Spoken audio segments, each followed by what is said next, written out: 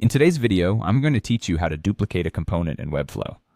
Whether you're tweaking your current design or creating repetitive elements across your project, mastering the art of duplicating components can save you loads of time and effort. So let's dive right into it and explore an efficient way to accomplish this task in Webflow.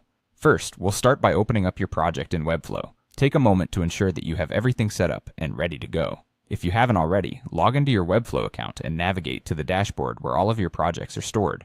Once you find the specific project you'd like to work on, click to open it up. This will take you to the designer's interface, which is where the magic happens. Now your next step is to locate the component you wish to duplicate on the canvas. Components are reusable elements in your design. They might be things like buttons, sections, or even complex components like navigation bars or footers. Carefully select the component instance you want to duplicate.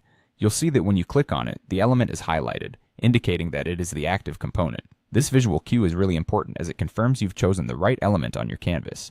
Once you have your component selected, it's time to duplicate it so you can use it elsewhere within your project. If you're working on a Windows device, go ahead and use the keyboard shortcut Ctrl+C to copy the component. This is a standard copy function, similar to other software you've likely used before. After copying, you'll then want to paste your component by using the shortcut Ctrl+V. This action creates a duplicate of your original component, placing it within the same area you copied it from. Alternatively, if you prefer using the mouse, or if you find keyboard shortcuts a bit tricky, Webflow provides another simple method. Right-click on the selected component. In the context menu that appears, you will see an option labeled Duplicate. Clicking this option will create a duplicate of your component right in the canvas area you're working on. This method is particularly handy if you want to avoid memorizing shortcut keys or if your keys are tied up in other tasks. And that's all there is to it.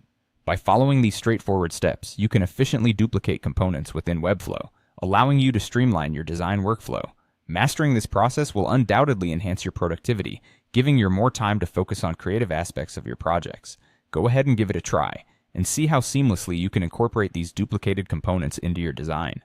Remember, practice makes perfect, and the more you experiment with these steps, the more proficient you'll become at managing your Webflow projects.